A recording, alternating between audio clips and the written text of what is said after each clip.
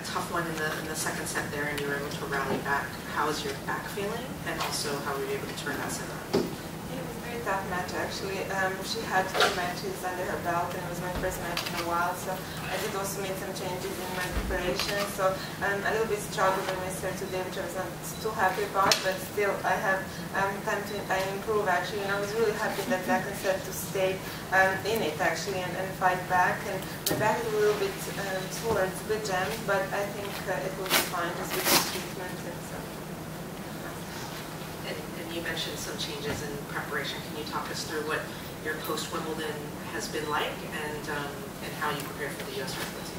I had some time off after Wimbledon, which was kind of needed. It was a lot of things happening, but I started in Nigel straight after, and we had a great preparation period. We had about 3 weeks of really hard work, and we did a little bit of work on my serve, and it was, it was really improved. So I really hope in the next matches I can bring that out. Could you just talk about your time so far in Toronto? I know that you seem to like the city. You were at the Players' Party. Just want to talk about your experience with Toronto so far. I really enjoyed the city. It has all the opportunities. It has great restaurants, and also a few years back I managed to go to visit Niagara Falls, which is always fun. And people are very friendly. I find it. Yesterday I was just wandering around the city a little bit, having some coffee, and it's really nice.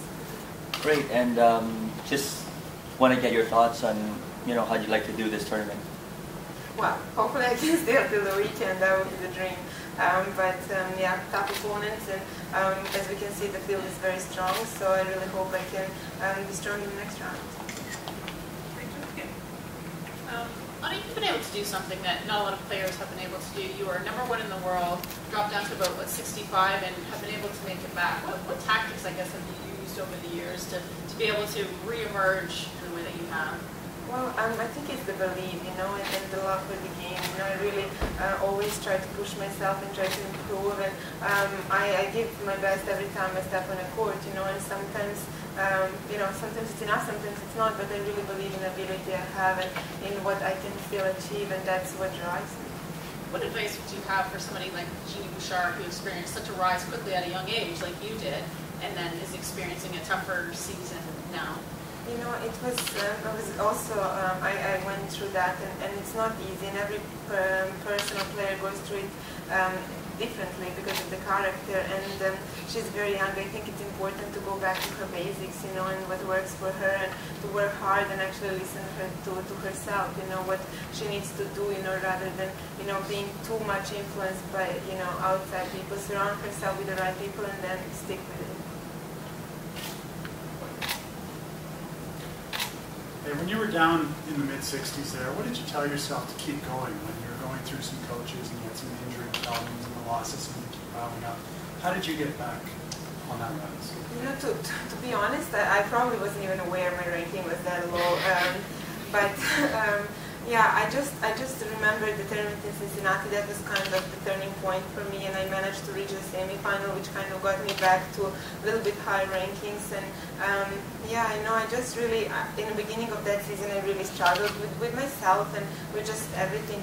Like I really wasn't finding the purpose in working or playing, and I sort of turned that around a little bit and tried to find fun in the small things, because I just felt like everything was about tennis, and I just wanted to, to go to the cinema, to have dinner with my girlfriend on a tour, and that I wasn't really allowed to do before. So I was like trying to find a balance and trying to actually learn what I needed as a person. Anna, when you've been #1 before, can you ever be satisfied with less, and how do you sort of reset your goals?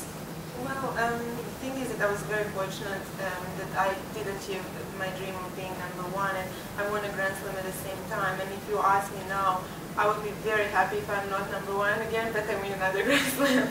So that's something that really stays with you. You sort of had your first big win here. I mean, it was Montreal, but at this tournament. What do you remember about that, and how do you compare yourself now and then? I was just looking at it, and it's kind of scared that it was 9 years ago. But it was great memories for me. I remember playing Martina in the final, and it was Monday final because of the rain delays. And it was such a dream for me playing against her, because I grew up watching her win titles and win tournaments, and then all of a sudden I had the opportunity to play against her and actually win. And it was 2 set wins, so I was very, very happy about that.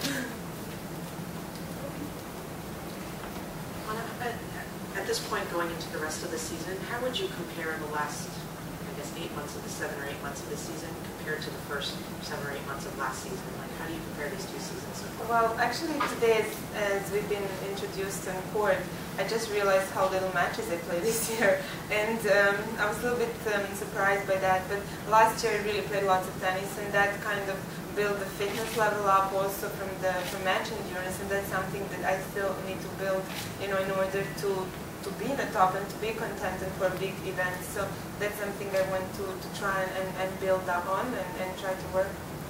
And do you think that the foot injury still from January kind of derailed that, still affected that? No. It's sort of like after America, so when we went back to Europe on clay, it was sort of fine by that. Anna, when you were working with some serving coaches, you talked about how it's kind of easier when you can communicate in your own language and there's a shared culture. But now you're sort of working with someone else from somewhere else. Can you just talk about that shift? I still have a Serbian other part of the team, which is also nice. And for me it's important to find someone who I have great communication with, that we can trust in each other and ability to achieve what we want to achieve, to have same goals and to work towards that. And you need someone that you feel that can help you get there. And can you just talk a little bit about why you picked going back to Nigel?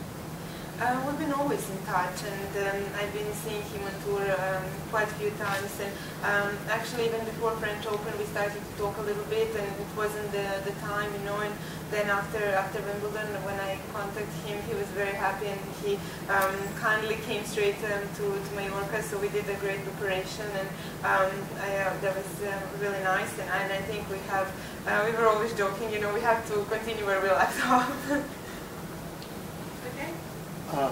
Anna, for the top players on the tour, contenders for Grand Slams, does it ever get a little frustrating knowing that one player well into her mid-30s is still playing at such a dominant high level, and she's always looming in the slams? Well, it's kind of intimidating a little bit, but it's also, I feel very fortunate to have someone like Serena on tour, and everything that she achieved in open era, I think it's amazing. And I really hope she can achieve what she's going for, and I think she deserves it. And she's been just great athlete and great inspiration for everyone, I think. And also to throughout this year, to come back so many times and come back strong and keep winning. I really admire that, because it's not easy. It's not easy being a woman on tour as well, and she's just managing that for so long, and I really admire that.